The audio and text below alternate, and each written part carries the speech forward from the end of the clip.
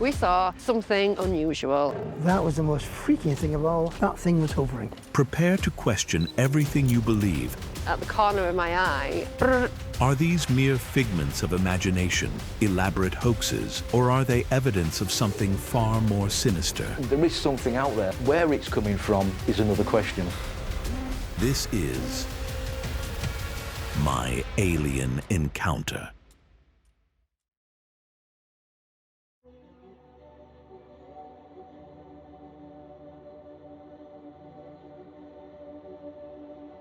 Bedfordshire, a tranquil county known for its serene landscapes, historic towns, and charming villages, seems like the last place where something so otherworldly could unfold. Yet the Kinsella twins, Philip and Ronald, brought to light a chilling story that defies the quiet beauty of the place they called home. Their account, shared on a major U.S. radio station, detailed a series of alien sightings that began when they were just 13 years old. It all started with a strange orb, a sighting so inexplicable that it changed their lives forever.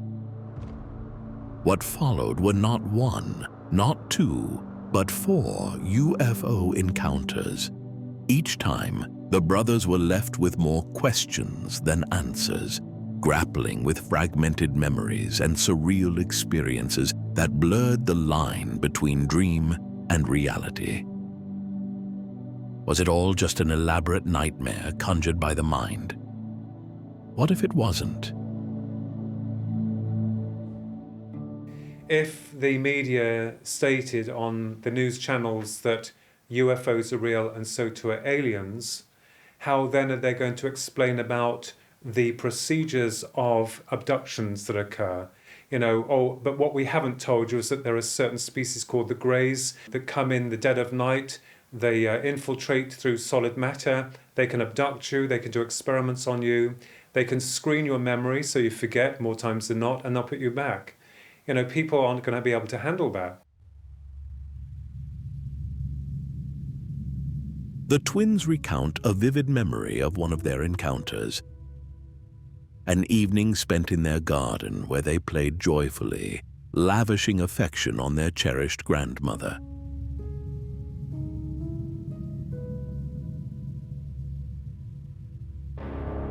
They lived in a big house and we were out in the back garden with our grandmother, my brother and myself. It's a beautiful late afternoon. But there was a gentle breeze and we saw what at first we thought was a balloon, silver balloon. And it came over very quickly. We realised at that point that it wasn't a balloon because it was moving very quickly and on a seemingly direct trajectory.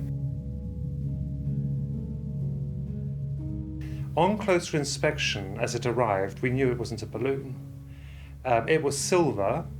It was perfectly spherical, about the size of a football. And I was astonished to see that when it came over us, it then stopped and hung over Grandma's head and I had a good look at it. Now, as to height, I would say it was probably level with the second bedroom window. That's how high it was above her head. It just stopped. There was no sound. And I remember pointing up and saying to Grandma, Philip was saying, "Grandma, look." And she turned around and she said the most bizarre thing. She said, "Oh, look, the fairies have come to take a closer look at us."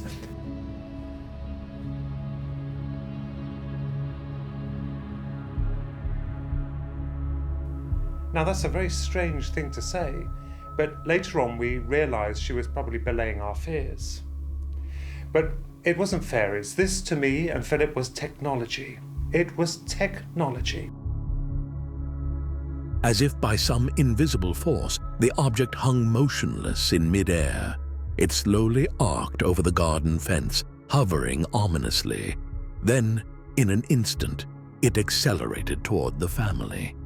As it drew nearer, the twins realized this was no ordinary balloon. Unlike anything they had seen before, the object followed a precise, deliberate path, as though controlled by an unseen power. Though no larger than a football, its surface gleamed with an advanced technological finish. The house was 3 stories high. It moved towards the bedroom windows on the first floor, then the second floor, which would be the third floor to the house, and then moved off over and disappeared quite quickly. But this encounter was only one of many unexplained sightings the twins came to witness. However, the size of these objects seemed too small to be classified as typical UFOs. It was then speculated that they might be Foo Fighters, a term coined during World War II to describe various mysterious aerial phenomena. Even if it was military, I contested the issue that they would not be flaunting high-tech over civilian airspace. They wouldn't even be observing a grandmother with her 2 grandkids. What's the point? They would do it. So this was, to me, otherworldly. It wasn't until 1989, in the quiet village of Marston-Mortagne, that one such sighting took on an entirely different scale. I had what most people assume was an alien abduction.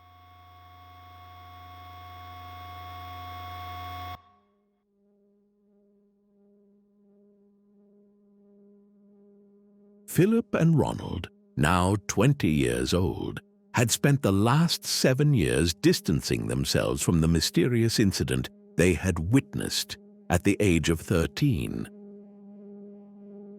Though that strange event had left a deep impression on the twins, they managed to chalk it up to a singular, eerie episode of childhood. However, how Philip and Ronald would see the world and the possibility of extraterrestrial visitors would soon change forever.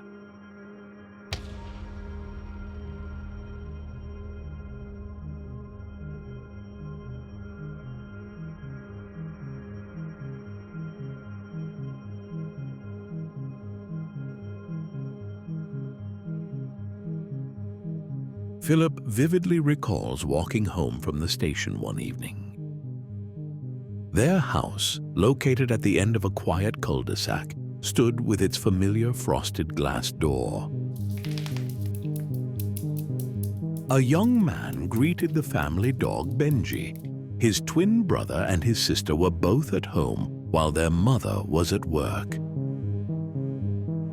A sense of normalcy lingered in the air, but that was about to change. I'm just, talking generally, got my back leaned against the cabinets in the kitchen so I could look out towards the hall and through the frosted glass doors to the front of the house. And the dog's sitting in front of me, and my brother is positioned in front of me also, but away in the kitchen dining area, so he can't see out to the hall, and my sister is to my left. What happened at that point was that the atmosphere became very strange, almost electric. And the dog started to react. Our dog Benji started to react to it. He started to growl, and his hackles went up. So I kind of assumed that something was kicking off, or he was being made aware of something that we couldn't see. And that unnerved me slightly. But then my brother did something very strange. As he was standing in front of me, he froze. He lifted his head up to the ceiling of the house, and he said, "There's going to be an earthquake, or Grandma's going to die." Philip couldn't make sense of what his brother was saying. It was as if something in Ronald's mind had short-circuited, leaving him trapped in a strange trance. Suddenly, a bright light flooded through the frosted glass of the front door, illuminating everything in its path.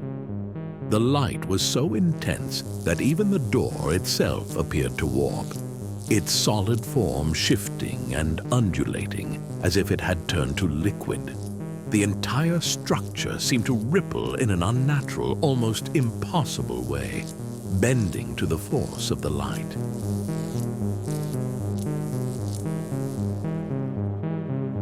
And there's a part of my mind thinking, this is not possible, this is not happening. The same token, my brother is still in his trance, or if that's what it was, a trance, we don't know what it was.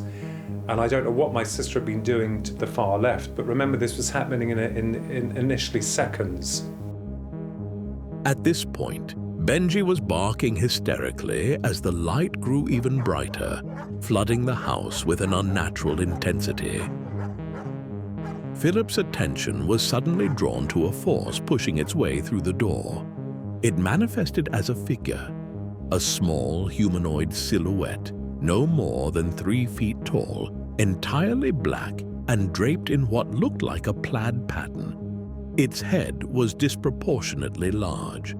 The air itself seemed to thicken, the atmospheric pressure rising to an unbearable peak. Without warning, the figure darted past them and into the boys' shared bedroom. Overcome with terror, Philip snatched the nearest knife and screamed that there was an intruder in the house.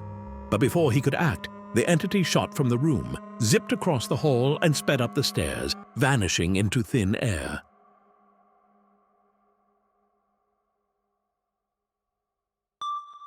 The moment it disappeared was like a plug being pulled out of a socket. It just switched off. Ronald snapped out of his peculiar trance. The atmosphere and the front door returned to normal. We made a search of the property, nothing could be found, and I remember that I broke down that night because I couldn't explain what had happened. The whole thing seemed unreal, but it really happened. There was so much that defied explanation, things that science or logic couldn't rationalize. My brother can't even begin to understand why he went into the trance that he did, or why he came out with those random things. What had just occurred? How could something move through solid matter so effortlessly?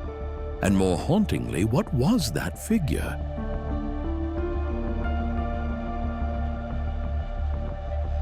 Could it have been an alien encounter?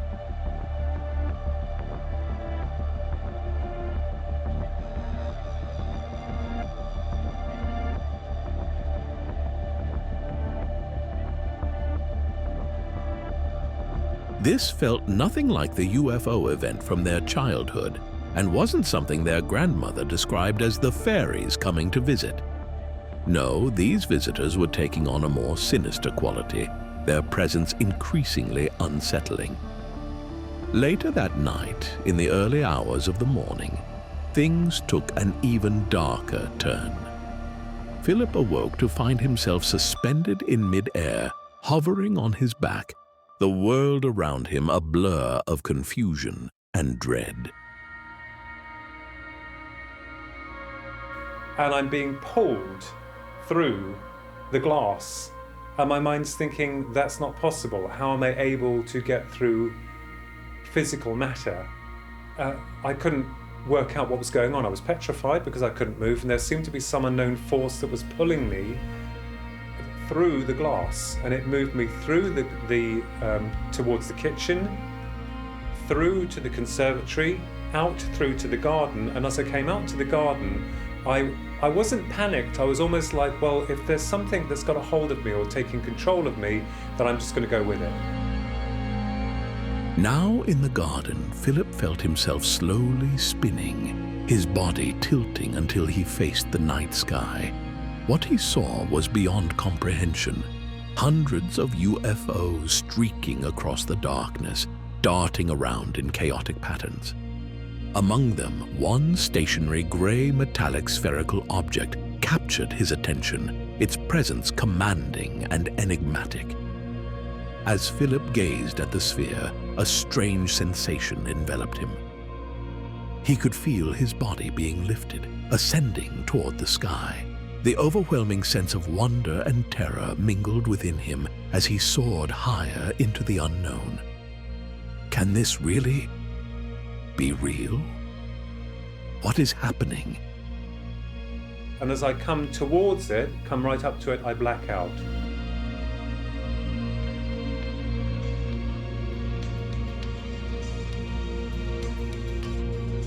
He soon awakes.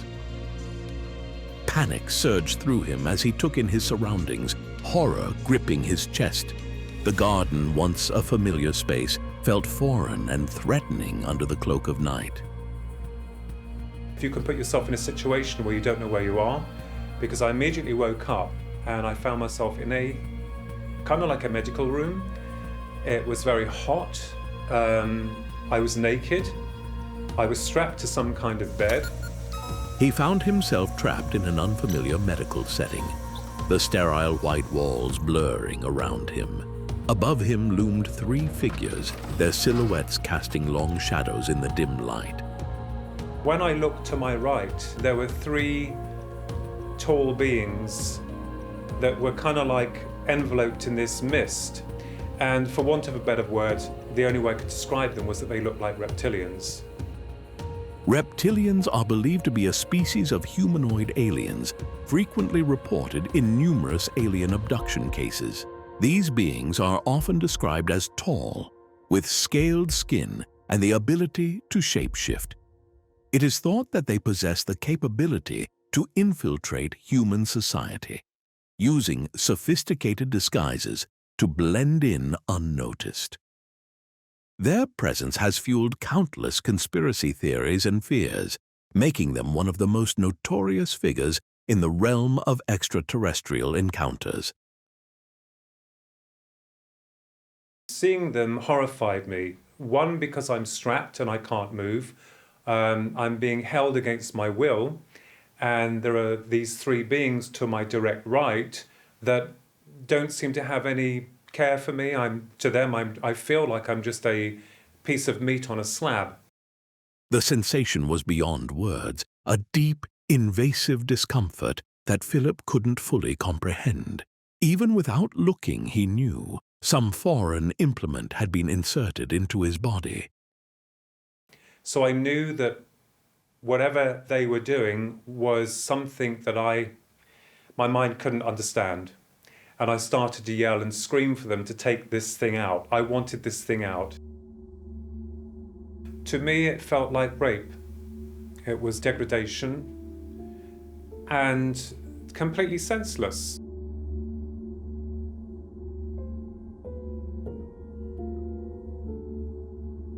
And as I screamed and yelled for them to get it out, the next thing that I recall was that there was a small grey being, it was more cream than grey, that came ahead through a slight partition of light that I couldn't see round where I was strapped down. And when I turned to my right, these three fellas had gone, and this grey came forward, and the device was being extracted mechanically, I assumed. I didn't see anyone taking it out. It felt like it was being pulled out, and I was ordered to dress.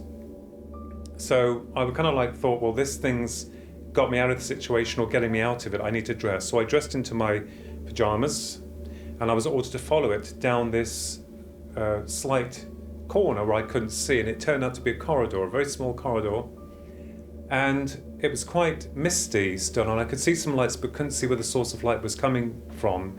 And the grey stopped at what I thought was a wall, and I looked at it and it looked at me, and immediately it wants me out. I have to go. And I'm like, well, how do you expect me to go? And immediately the wall opened to a door. I didn't see a door opening, it just turned into like nothing there, but I could see the village from a last height.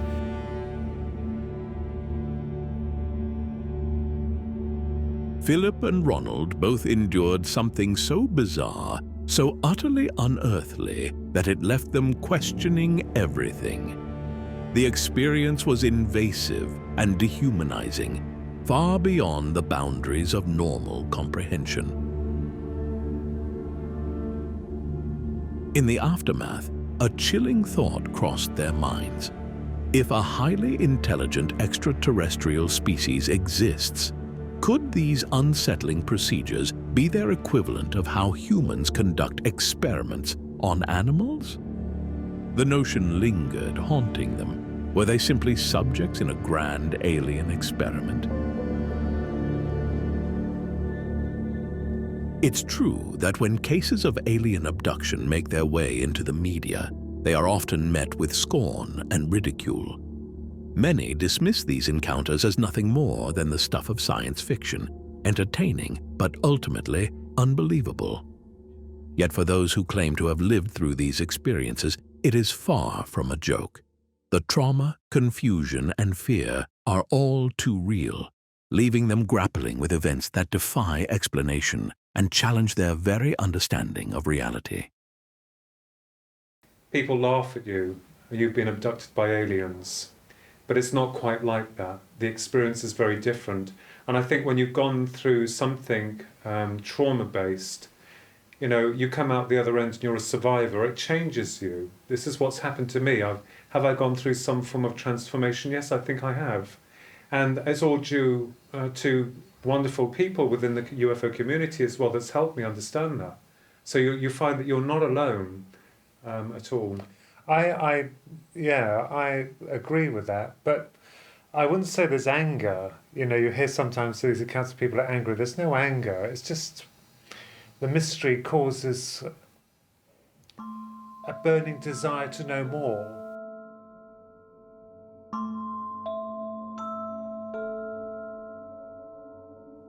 Could there be more to the universe than we dare to imagine? The sheer vastness of space, countless galaxies, stars, and planets, makes it almost impossible to believe that Earth is the only place harboring intelligent life. For those who have experienced encounters with extraterrestrial beings, the reality of aliens is not just a distant possibility, it's a terrifying truth.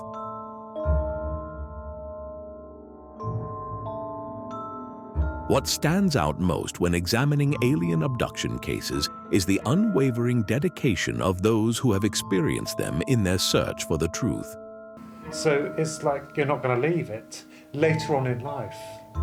You know, earlier, it's funny, I didn't want anything to do with it.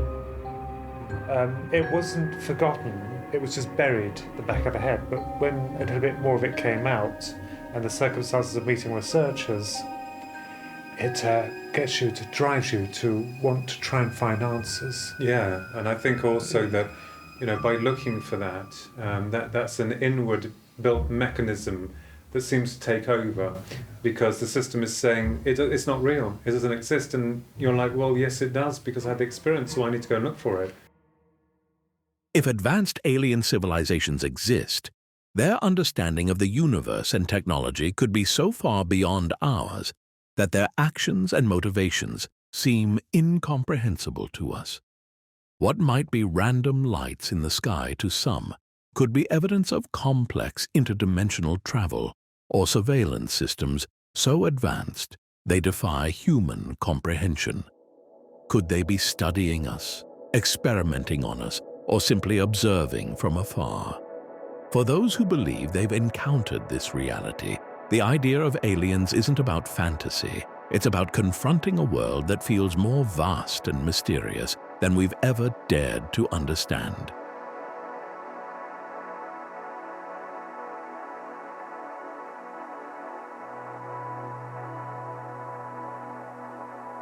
The last UFOs that we had observed was on the 9th of April 2016 that occurred at 11:15 at night. That was witnessed by other people, and these 3 spherical white objects were stationary over our house. They were massive, but they'd been clocked by my niece on their way to us.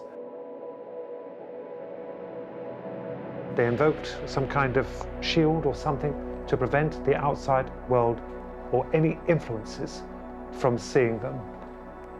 Always when you're alone, isn't it? Or less few people, always.